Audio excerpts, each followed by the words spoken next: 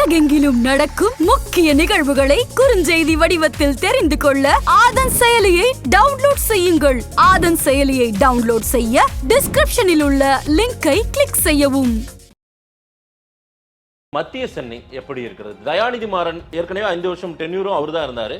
இந்த முறை அவருக்கு எப்படி இருக்கு சார் களத்துல? வினோத் செல்வம் நல்லா பண்றாரு. இப்போ சில பேர் கேட்டாங்க வினோத் ஏன் கொடுத்தீங்கன்னு கேட்டாங்க. என்ன தப்பு? இளைஞர்களுக்கு கொடுக்கணும். பாரதிய ஜனதா கட்சிங்கிறது 80 வயசு கழகம் கட்சி இல்ல. வினோத் எல்லாம் அடுத்த தலைமுறையினர் ஆக்டிவா பண்றாரு. அவரு தயாநிதி மாறன் எடுத்து போட்டி போடுற அளவுக்கு தைரியமா வந்திருக்காருன்னா போட்டி போடுறது மட்டும் இல்ல, களத்துல அப்படி பணியாற்றுறாரு. Vinod absolutely hard worker. அவரை கை தூக்கி விட போடுறது மத்திய சென்னையில் இருக்கிற நார்த் இந்தியன். போன வாட்டி வினோத் செல்வம் சேகர் பாபுக்கு டஃப் ஃபைட் கொடுத்தா ஞாபகம் இருக்கு அவங்களுக்கு. வாழ்வா சாவா வாழ்வா சாவான்னு இருந்தது. சேகர் பாபு ஆல்மோஸ்ட் துண்டக்கான ஓடி போட்டாரு. பெரிய ஷாக்கிங், பெரிய ஷாக்கு. சின்ன பையன். இந்த வாட்டி வினோத் செல்வத்துக்கு சீட் கிடைக்கும்னு எதிர்பார்த்த பத்திரிகையாளர் நானும் ஒருத்தன். என்ன சேகர் பாபுக்கு டஃப் ஃபைட் கொடுத்தாரு அவர். இந்த ரோட் ஷோவை நீங்க எப்படி பார்க்கறீங்க? பாஜகவுக்கான செல்வாக்கு கூடுமா? தமிழிசை சவுந்தரராஜன் இருந்தாங்க, வினோத் பி செல்வம், அதே போல திரு ஆர்சி பால் கனகராஜ் அவர்கள் வினோஜோட தான் ரொம்ப நேரம் கான்வர்சேஷன் பண்ணிட்டு இருந்தாரு. எப்படி பார்க்கறீங்க சார்? தமிழ்நாட்டு மக்கள் எந்த அளவுக்கு 10 வருடங்களுக்கு முன்பு மோடின்னா ஒரு அப்படின்ற ஒரு லெவல்ல இருந்தவங்க இப்ப வாரி அணைக்க தொடங்கிட்டாங்க.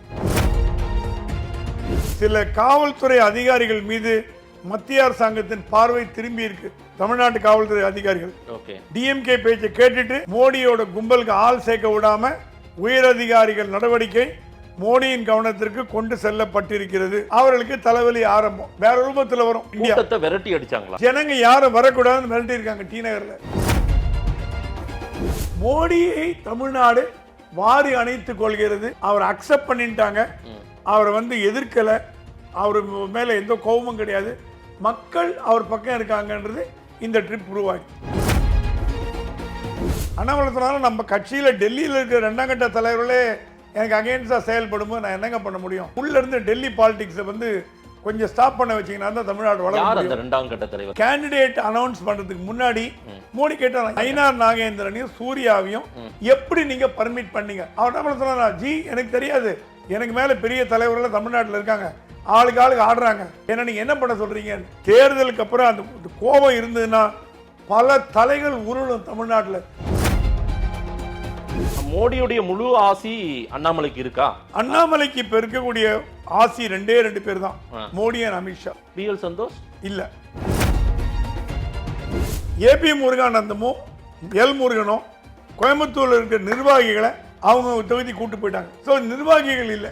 அண்ணாமலைக்கு என்ஜிஓ ஆதரவு இருக்கு, வெளி மாநிலங்கள் வெளி மாவட்டங்களில் வந்த கட்சி தலைவர்கள் ஆசீர்வாதம் இருக்கு, பொதுமக்கள் ஆதரவு அமேகமா இருக்கு. 18 30 35 வயது வாக்காளர்கள்லாம் நீங்க பணம் கொடுத்தா வாங்க மாட்டாங்க, பிரியாணி கொடுத்தா வாங்க மாட்டாங்க, சாராயம் கொடுத்தா வாங்கிக்க மாட்டாங்க. இந்த கண்ட்ரிக்கு என்ன பண்ற, நாட்டுக்கு என்ன பண்ற? அவங்க என்ன ஐடி எல்லாம் பெரிய லெவல்ல செட்டில் ஆயிட்டாங்க, நல்ல இளைஞர்கள் படித்தவங்க, படிச்சுட்டு இருக்கவங்க காலேஜில். இப்போ அவங்களுக்கு தேசபக்தி, நாட்டு மேல பக்தி, மாநில மேல பக்தி வந்திருக்கு. அவங்கள ஏமாத்துறது கஷ்டம். அவங்க எல்லாம் சரடா ஓட்டு போட்டாங்கன்னா வினோத் கரையேறிடுவார். பிரதமருடைய ரோட் ஷோ சென்னையில நடந்ததாக இருக்கட்டும், அதே போல மேட்டுப்பாளையம் அந்த கூட்டமாக இருக்கட்டும், இந்த வேட்பாளர் அறிமுக கூட்டம் தொடர்ச்சியாக பிரதமர் அவர்கள் இப்போது தமிழ்நாட்டில் 6-7 முறை வந்து விட்டார்.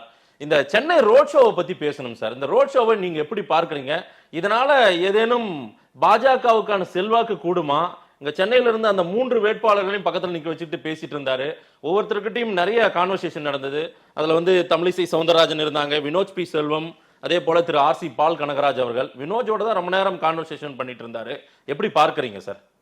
இன்னும் ஒரு 3-4 தடவை 2 தடவையா அது வருவாருன்னு நான் கேள்விப்பட்டேன். தமிழ்நாட்டு தேர்தல் முடிஞ்சதுக்கு அப்புறமா, தேர்தலுக்கு முன்னாடி வராராம், 14th போது வராராம், அப்புறம் இன்னொரு ட்ரிப் இருக்குன்ற மாதிரி செய்தி வந்தது.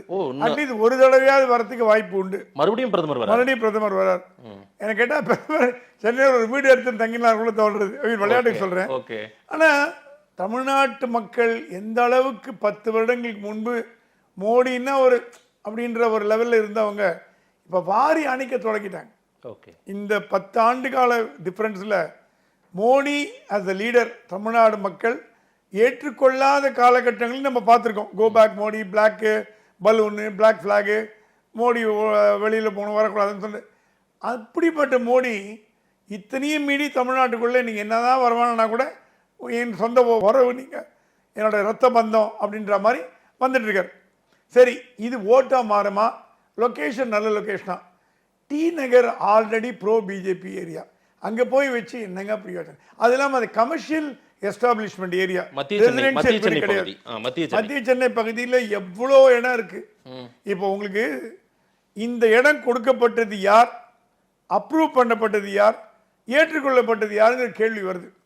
ஏன்னா கமர்ஷியல் ஏரியாவில் பிளாக் பண்ணி அங்கே வெறும் அங்கே இருக்கிற அந்த கடை ஓனர் எல்லாமே சவுகார்பேட்டில் இருக்கிறவங்க தான், அண்ணா நகரில் இருக்கவங்க. மக்கள் வராங்க. சரி, மக்கள் வரத்துக்கு மெரினா பீச் உங்களுக்கு வச்சுக்க முடியாதா?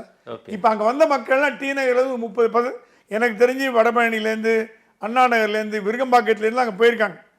மயிலாப்பூர், அடையார், நங்கநல்லூர்லேருந்து தான் போயிருக்காங்க. அந்த சின்ன இடத்துல குறுகிய இடத்துல அந்த லோக்கல் ரெசிடென்ட்ஸும் இல்லாமல் வெளி மக்களையும் உள்ள வராமல், இதில் ஒரு முக்கியமான ரோல் காவல்துறை செய்த நல்ல காரியம் என்னன்னா, ஜனங்களை அடிச்சு விரட்டித்து வர விடாம. நல்ல காரியம் நான் கோட் அன்கோட்ல சொல்றேன். சில காவல்துறை அதிகாரிகள் மீது மத்திய அரசாங்கத்தின் பார்வை திரும்பி இருக்கு. தமிழ்நாட்டு காவல்துறை அதிகாரிகள் டிஎம்கே பேச்சை கேட்டுட்டு மோடியோட கும்பலுக்கு ஆள் சேர்க்க விடாம உயர் அதிகாரிகள் நடவடிக்கை மோடியின் கவனத்திற்கு கொண்டு செல்லப்பட்டிருக்கிறது. அவர்களுக்கு தலைவலி ஆரம்பம் வேற ரூபத்தில் வரும். ஏன்னா என்னதான் இருந்தாலும் Indian police service belongs to government of India. விரட்டி அடிச்சாங்களா? ஜனங்க யாரும் வரக்கூடாதுன்னு விரட்டி இருக்காங்க டி நகர்ல. உயர் அதிகாரி நீங்க அந்த டிசி அவங்களெல்லாம் சொல்லி பிரயோஜனம் இல்லை. உயர் அதிகாரிகள் உத்தரவு விரட்டி இருக்காங்க. விரட்டி வர வேணாம் பண்ணிட்டாங்க. எனக்கு கேட்டா திலகர் திடல், மவுண்ட் மெரினா பீச் ஆர் எந்த இடமோ ஒரு கன்வீனியன்ட் இடம் நீங்க நார்த் மெட்ராஸ்ல வச்சிருந்தா கூட நீங்க பிளாக் பண்ண போறீங்க செக்யூரிட்டி ரீசன். இல்ல sir, prime minister north Madras உள்ளலாம் ரொம்ப குறுகலான சாலை சார். அங்க போய் நார்த் மெட்ராஸ்ல குறுகு இப்ப டி நகர் நீங்க பாத்தீங்கன்னா ஒரே அட்வான்டேஜ் வந்து பிளாட்ஃபார்ம் பெருசா இருக்கு. அது ஒரு ரீசனே இல்லைங்க. அது ஏன் டி நகர் சூஸ் பண்ணாங்கன்னு தெரியல. அது டி நகர் சூஸ் பண்ணதுனால இதை விட 4 மடங்கு கிரௌடு வர வேண்டிய இடத்துல நீங்க மக்களை கம்மி பண்ணிட்டீங்களோன்னு என்னோட கவலை. என் கவலையே அவ்வளவுதான். 50,000 வர வேண்டிய இடத்துல 10,000 பேர் வச்சு ரோட் ஷோ பண்றீங்க. ஒண்ணு.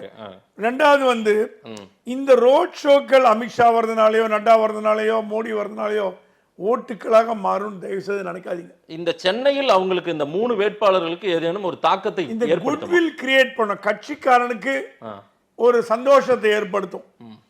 இது ஓட்டா மாறதுக்கு இது நான் இந்த தலைவர் சொல்ல, ராகுல் காந்தி வந்தா கூட காங்கிரஸுக்கு ஓட்டா மாறாது. தலைவர்கள் வர்றது ஓட்டா மாறுறதுங்கிறதெல்லாம் அண்ணா கலைஞர் காலத்தோட போச்சு. இப்ப வேடிக்கை பார்க்க வராங்க. அதுக்குன்னு நான் மோடி மேல அன்பு இல்லை அதெல்லாம் சொல்ல மாட்டேன். மோடியை பார்க்காதவங்க கூட மோடிக்கு ஓட்டு போடலாம். மோடியை வந்து நேரில் பார்க்கணும்னு அவசியம் கிடையாது. ஆனா மோடியை பார்க்கணும்னு வந்திருக்காங்க. இந்த மோடியோட வருகையினால ஒரு 10 லட்சம் ஓட்டு வருமானு கேட்டீங்கன்னா இல்லைன்னு தான் சொல்லுவேன். அது வந்து நாட் பாசிபிள். ஆனா இது என்ன ஒரே ஒரு நல்ல பாயிண்ட் காட்டுறதுன்னா, மோடியை தமிழ்நாடு வாரி அணைத்துக் கொள்கிறது. அவர் அக்செப்ட் பண்ணிட்டாங்க. அவரை வந்து எதிர்க்கல. அவர் மேல எந்த கோபமும் கிடையாது. மக்கள் அவர் பக்கம் இருக்காங்கன்றது இந்த ட்ரிப் உருவாக்கி. ரைட். அண்ணாமலையோடு ராஜ்பவனில் 1 மணி நேரம் பேசியதாக ஒரு தகவல். பிரதமரும் அண்ணாமலையும் பேசினாங்க அப்படின்னு. என்ன மாதிரி கான்வர்சேஷன் இருந்திருக்கும், நீங்க எப்படி பார்க்கறீங்க? ஏதேனும் தகவல் இருக்கு? இல்ல, இதுக்கு எனக்கு சில தகவல்கள் ஒரு உண்மையான சோர்ஸ்ல இருந்து பெறப்பட்டது. தமிழிசை தனியா பார்க்கணும்னாங்களா, முடியாதுன்றாங்களா. கேசவனாங்க தனியா பார்க்க விடல. 1 மணி நேரம் அண்ணாமலை தான் பேசியிருந்தாரு. முதல்ல அவர் கேட்ட கேள்வி, உங்க நாமினேஷன்ல குளறுபடிக்கு யார் காரணம் சொல்லுங்க, யாரு குளறுபடி பண்ணது? இந்த அப்டேட் வரைக்கும் அவருக்கு போயிடுச்சு. எல்லா அப்டேட்டும் அவருக்கு போயிடுச்சு. தமிழ்நாடு பிஜேபிக்குள்ள பிஜேபியில் இருக்கிற கோஷ்டி பூசல் பிரதமர் வரைக்கும் போயாச்சு. கோயம்புத்தூர்ல யார் உங்களை தோக்கடிக்க பாக்குறாங்க? பாக்குறாங்க. வேலை நடக்குதப்பா. கண்டிப்பா பிரைம் மினிஸ்டருக்கு தெரிஞ்சிருக்கு. ஏன்னா அவருக்கு ஐபி இன்புட் போறது. அண்ணாமலைக்கு எதிராக கோவை பிஜேபியில அண்ணாமலை தோக்கணும்னு பிஜேபியில ரொம்ப முயற்சி எடுக்கிறவங்க திமுகவோட அதிகமா இருக்காங்க. யார் சார் கூடவே இருக்காங்க? சொல்றேன். கேட்டாராம் யாரு இதுன்னு. அண்ணாமலை எல்லாத்தையும் சொல்லிட்டாரு, எல்லா டீட்டெயிலும் சொல்லிட்டாரு. அவருக்கும் தெரியும். அண்ணாமலை தெரியாம எப்படி இருக்க முடியும்? அண்ணாமலை சொன்னாலும் நம்ம கட்சியில டெல்லியில இருக்கிற 2ஆம் கட்ட தலைவர்களே எனக்கு அகெயின்ஸ்டாக செயல்படும்போது நான் என்னங்க பண்ண முடியும்? என் உயிரை கொடுத்து நான் உழைக்கிறேன், நான் கட்சிக்கோசரம் எந்த பிரதிபலனும் இல்லாமல் பண்ணுறேன். ஆனால் உள்ளேருந்து டெல்லி பாலிடிக்ஸை வந்து கொஞ்சம் ஸ்டாப் பண்ண வச்சிங்கன்னா தான் தமிழ்நாடு வளரும். அந்த இரண்டாம் கட்ட தலைவர் சொல்கிறேன் வரேன். அப்புறம் மோடி கேட்டாரா, ஆமாம் கேண்டிடேட் லிஸ்ட் வரதுக்கு முன்னாடி 2-3 கேண்டிடேட் எப்படி கேம்பெயின் பண்ண அலோவ் பண்ணீங்கன்னு கேட்டாராம். அதனால எனக்கு என்கிட்ட யார் கேட்டாங்கன்னு கேட்டாராம். யார் எந்த candidate? S G Surya, Nainar Nagendran campaign ஆரம்பிச்சிட்டாங்க. எஸ்ஜி சூர்யாவுக்கு சீட்டும் இல்லை. யார் உங்களுக்கு பர்மிஷன் கொடுத்தது? கட்சி என்ன அவ்வளோ கிள்ளுக்கிறியா? தென்சென்னையில் போய் போஸ்டர் ஒட்ட வேண்டியது, ஆட்டோக்காரங்கிட்ட ஃப்ளையர் கொடுக்க வேண்டியது. கேட்டால் நான் தாமரை சின்னத்தை தாங்க பிரபலப்படுத்துகிறேன், ஓட்டு கேட்டீங்க. அண்ணாமலை ஒன்றும் பண்ண முடியல, ஏன்னா சந்தோஷோட சப்போர்ட், எல்லாம் டெல்லி சப்போர்ட். அண்ணாமலையே சந்தோஷ் சப்போர்ட்ல தான் இருக்காரு. ஒரு காலத்தில் பொன்னார் சொல்றாராம், சூர்யா நீ போய் கேம்பெயின் பண்ணுப்பா, நான் பார்த்துக்கிறேன், நான் தான் மத்திய அமைச்சர் முன்னாள் தலைவர். அப்போ தமிழ்நாடு பிஜேபி தலைவர் என்ன மரியாதை கொடுக்குறீங்க? நயினார் நாகேந்திரன் யாருக்கும் கட்டுப்படாதவர். அவர் யாரும் அவரை கேட்கவும் முடியாது, கேள்வி கேட்க முடியாது. அவரே தலைவர், அவர் பிரதமர் மோடியோட பெரிய லெவலில் இருக்கார். இப்போ என்ன போகிறது? எம்பி தேர்தல் எழுதிடுவார், எம்எல்ஏ தேர்தல் வந்து ரிசைன் பண்ணி ராஜினாமா பண்ண டிஎம்கேக்கு தான் போகுது கண்டிப்பாக. ஏன்னா திருப்பி நீங்கள் பிஜேபி ஜெயிக்க வைக்க முடியாது, கூட்டணி கிடையாது. எம்பிலாம் இப்போ ஜெயிச்சிருவார்ல அவரு? எம்பி ஜெயிக்கிறதுக்கு வாய்ப்பு உண்டு. போய் வானதி கேட்குறாங்களா, அவர் மட்டும் என்னங்க இப்போ அவருக்கு கொடுத்தீங்களா எம்பி, எனக்கு கொடுத்தீங்களா? அதை விட யாராவது சொன்னாங்க 4 எம்எல்ஏ எம்பி தேர்தலில் போட்டி போட்டு ஜெயிக்க வச்சுட்டு தமிழ்நாட்டில் இருந்து பிஜேபி ஒன்றுமே இல்லாமல் ஆக்கியிருக்கலாம், அசம்பிளியில் ரெப்ரஸன்டேட்டிவ் இல்லாமல் பண்ணியிருக்கலாம். முதல்ல சாய்ஸ் ஆஃப் கேண்டிடேட்டில் பாரதிய ஜனதா கட்சி நிறைய குளறுபடி பண்ணியிருக்கு. அதில் முதல் குளறுபடி தான் கேண்டிடேட் அனௌன்ஸ் பண்றதுக்கு முன்னாடி மோடி கேட்டாங்க, யார் இவங்களை பர்மிட் பண்ணது? யார் தான் சார் பண்றாங்க? நயினார் நாகேந்திரனையும் சூர்யாவையும் எப்படி நீங்க பர்மிட் பண்ணீங்க? அவர் என்ன சொன்னா, ஜி எனக்கு தெரியாது, எனக்கு மேல பெரிய தலைவர்கள் தமிழ்நாட்டில் இருக்காங்க, ஆளுக்கு ஆடுறாங்க, ஏன்னா நீங்க என்ன பண்ண சொல்றீங்கன்னு. ஆனா மோடியோட கோபத்தின் எனக்கு கிடைத்த தகவலின்படி தேர்தலுக்கு அப்புறம் அந்த கோபம் இருந்ததுன்னா பல தலைகள் உருளும் தமிழ்நாட்டில், பெரிய பெரிய தலையெல்லாம் உருளும், பாஜக தலையெல்லாம் உருளும். அவங்க கவர்னர் போஸ்ட் அந்த போஸ்ட் நினைச்சிட்டு இருக்காங்க, இருக்கிற பதையும் புனிங்கிட்டு அனுப்ப போறாரு. கவர்னர் போஸ்ட்னா யாரு சார் சொல்றீங்க? இல்ல பெரிய தலைவர்கள்லாம், அண்ணாமலையோட பெரிய தலைவர்கள்லாம் இது இங்க தோத்தா கவர்னர், இங்க தோத்தா அந்த போஸ்ட், இது இப்போ நேஷனல் போஸ்ட் அப்படியே நினைச்சிட்டு இருக்காங்க, கட்சியில இருந்து தூக்க போறாங்க. இது உண்மையா இருந்ததுன்னா இந்த மாதிரி நடவடிக்கைகள் மோடிக்கு போய் மோடி வந்து அதை உண்மையா எடுத்தாருன்னா தமிழ்நாட்டில் பல ஆபரேஷன் ஹெட் சீவிங் நடக்கிறதுக்கு வாய்ப்பு உண்டு. அதாவது மோடியுடைய முழு ஆசி அண்ணாமலைக்கு இருக்கா? அண்ணாமலைக்கு இப்ப இருக்கக்கூடிய ஆசி 2 பேர் தான், மோடி அண்ட் அமித்ஷா. பிஎல் சந்தோஷ் இல்ல இல்ல இல்ல அது வந்து வேற பிஎல் சந்தோஷே தேர்தலுக்கு பிறகு மாற்றப்படலாம்னு ஒரு பேச்சு. பிஎல் சந்தோஷுடைய ஆட்கள் இங்க தமிழ்நாட்டில் நிறைய பேர். பிஎல் சந்தோஷ் அண்ணாமலைக்கு எதிராக கொம்பு செய்ய விடுறாரு. அது முதல் ஆள் கேசவ விநாயகம், அண்ணாமலைக்கு எதிராக கொம்பு. ஆமா, கேசவ விநாயகத்தை தூண்டி விடுறாரு. கேசவ விநாயகம் அவர் ஒரு கோஷ்டி வளர்த்துக்கிறார். ஓகே, அந்த கோஷ்டியில சில எம்எல்ஏ எல்லாம் இருக்காங்க, நிறைய பேர் அண்ணாமலைக்கு பிடிக்காதவங்க இருக்காங்க.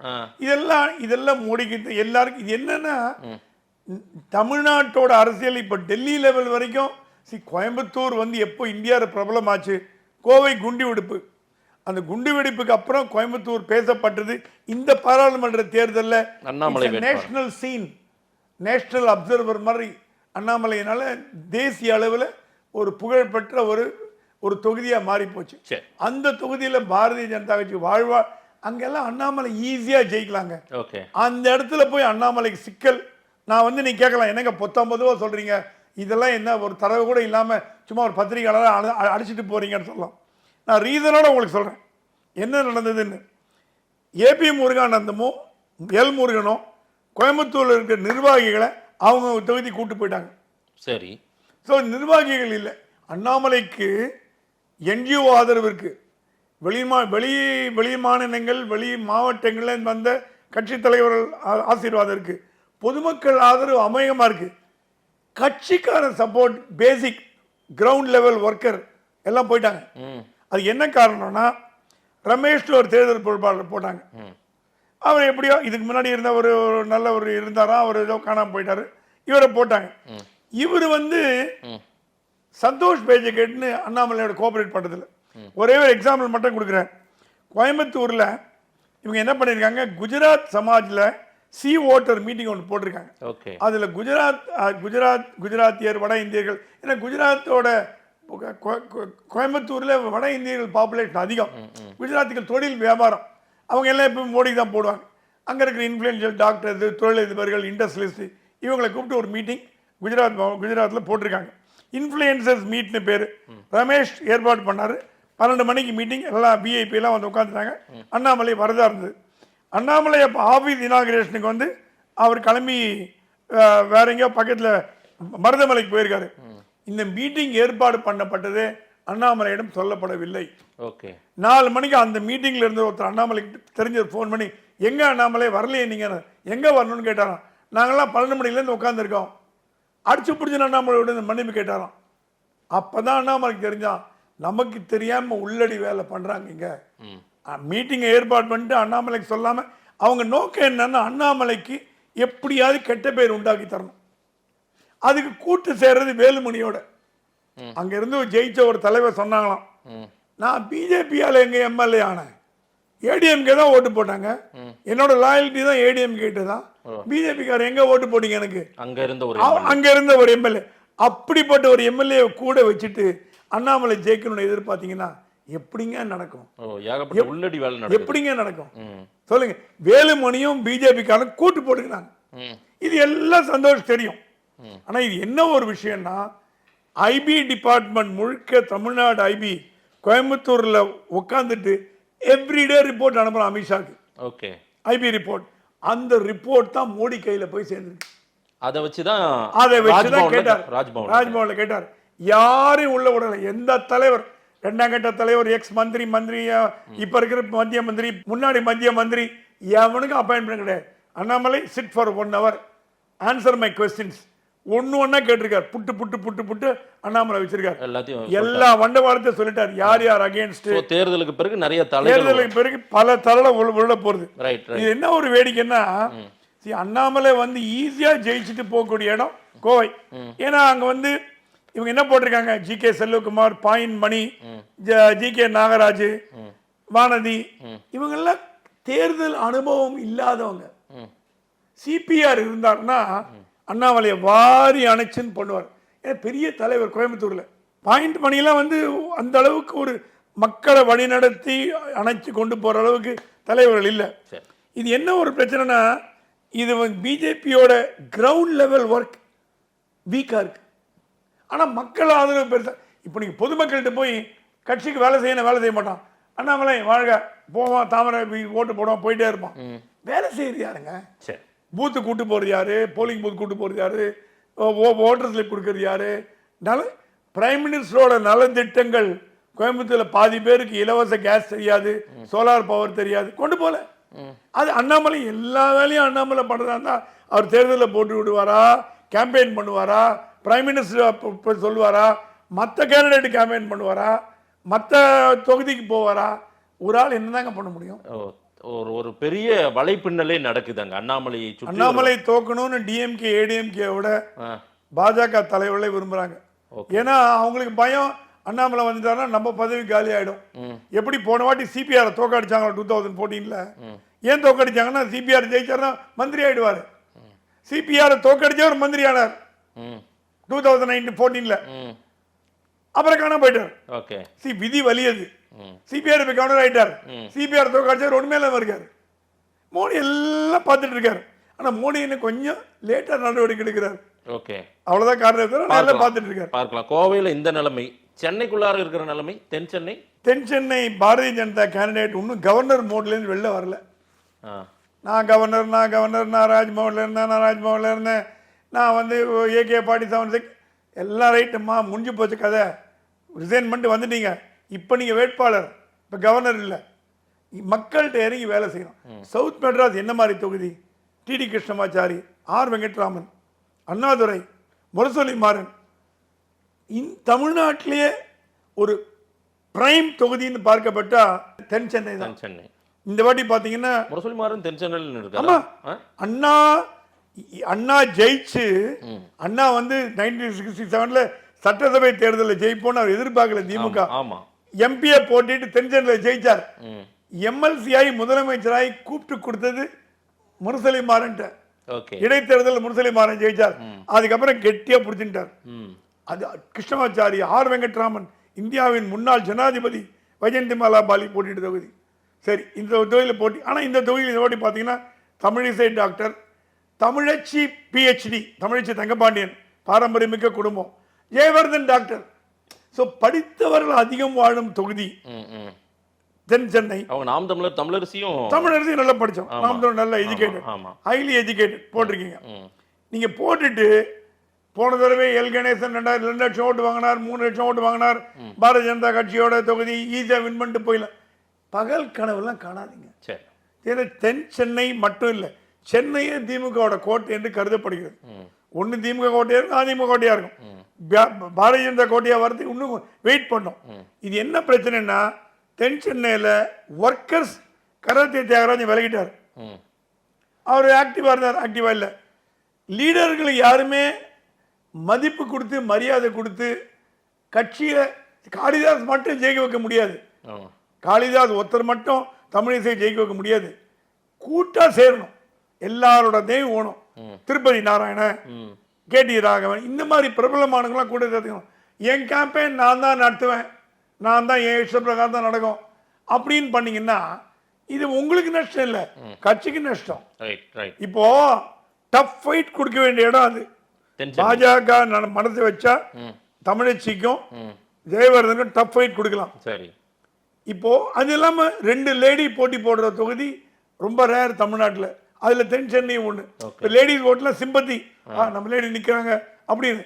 அதை எஃபெக்டிவா கேப்சர் பண்ணீங்களான்னா இல்லைன்னு தான் சொல்ல முடியும். தென் சென்னையில் பாரதிய ஜனதா கட்சியில அவங்க தனியா எல்லாம் பண்றாங்கன்னு ஒரு கம்ப்ளைண்ட், யாரையும் கலந்து ஆலோசிக்கலன்னு. இதனால என்ன போறது, தமிழிசை ஜெயிச்சிட்டாங்கன்னா டிஎம்கே வின் பண்ணிட்டாங்க. Okay okay. அடுத்து மத்திய சென்னை எப்படி இருக்கிறது? தயாநிதி மாறன் ஏற்கனவே 5 வருஷம் டென்யூரும் அவர் தான் இருந்தாரு. இந்த முறை அவருக்கு எப்படி இருக்கு சார் களத்துல? வினோத் செல்வம் நல்லா பண்றாரு. இப்போ சில பேர் கேட்டாங்க வினோத் ஏன் கொடுத்தீங்கன்னு கேட்டாங்க. என்ன தப்பு, இளைஞர்களுக்கு கொடுக்கணும். பாரதிய ஜனதா கட்சிங்கிறது 80 வயசு கழகம் கட்சி இல்லை. வினோத் எல்லாம் அடுத்த தலைமுறையினர் ஆக்டிவா பண்றார், தப்பே கிடையாது. அவரு தயாநிதி மாறன் எடுத்து போட்டி போடுற அளவுக்கு தைரியமா வந்திருக்காருன்னா, போட்டி போடுறது மட்டும் இல்ல, களத்தில் அப்படி பணியாற்றுறார் வினோத். Absolutely hard worker. அவர் தோத்தா கூட அவர் கவலைப்பட வேண்டிய அவசியம் இல்லை. ஏன்னா அவரை கை தூக்கி விட போடுறது மத்திய சென்னையில் இருக்கிற நார்த் இந்தியன்ஸ். பயங்கர பாப்புலேஷன், 40% எங்க குஜராத்தி, ராஜஸ்தானி, அந்த ஏரியா, சவுகார்பேட்டை, மார்வாடி, அவங்க எல்லாம் வினோஜிக்கு போட மாட்டாங்க, மோடிக்கு போடும். போன வாட்டி வினோத் செல்வம் சேகர் பாபுக்கு இன்னும் டஃப் ஃபைட் கொடுத்தா ஞாபகம் இருக்கு அவங்களுக்கு. வாழ்வா சாவா, வாழ்வா சாவான்னு இருந்தது. சேகர் பாபு ஆல்மோஸ்ட் டிஃபீட், துண்டை காண ஓடி போட்டாரு. பெரிய ஷாக்கிங்ல, பெரிய ஷாக்கு. சின்ன பையன். இந்த வாட்டி வினோத் செல்வத்துக்கு சீட் கிடைக்கும்னு எதிர்பார்த்த பத்திரிகையாளர் நானும் ஒருத்தன். என்ன சேகர் பாபுக்கு டஃப் ஃபைட் கொடுத்தாரு அவரு. ஓகே. சோ வினோஜுக்கு நல்ல சான்ஸ் இருக்கு, இளைஞர். ஏன்னா ஒரு ஒரு யங்ஸ்டர் இப்ப இருக்கிற வாக்காளர்கள்ல 18 to 30-35 வாக்காளர்கள்லாம் நீங்க பணம் கொடுத்தா வாங்க மாட்டாங்க, பிரியாணி கொடுத்தா வாங்க மாட்டாங்க, சாராயம் கொடுத்தா வாங்கிக்க மாட்டாங்க. இந்த கண்ட்ரிக்கு நீ என்ன பண்ற, நாட்டுக்கு என்ன பண்ற? அவங்க என்ன ஐடி எல்லாம் பெரிய லெவலில் செட்டில் ஆயிட்டாங்க, நல்ல இளைஞர்கள் படித்தவங்க, படிச்சுட்டு இருக்கவங்க காலேஜில். இப்போ அவங்களுக்கு தேசபக்தி, நாட்டு மேல பக்தி, மாநில மேல பக்தி வந்திருக்கு. அவங்கள ஏமாத்துறது கஷ்டம். அவங்க எல்லாம் சரடா ஓட்டு போட்டாங்கன்னா வினோத் கரையேறிடுவார் கண்டிப்பா. ரைட். நீங்க சொல்லியிருக்கிற பல விஷயங்கள் கொஞ்சம் புதிய தகவல்களாகவே இருக்கிறது. அதுவும் இதெல்லாம் ஃபேக்டோட வச்சுக்கிட்டு பேசுறீங்க நீங்க. இந்த டேட்டாவை எல்லாம் மக்களுக்கு கொடுப்போம். கள நிலவரம் என்னன்றதையும் மக்கள் அந்த கமெண்ட்ஸ் வாயிலாகவே அவங்களே சொல்லுவாங்க. நேரில் நேரம் கொடுத்து பேசியமைக்கு நன்றி திரு பிரகாஷ். தேங்க்யூ மாதேஷ். தேங்க்யூ.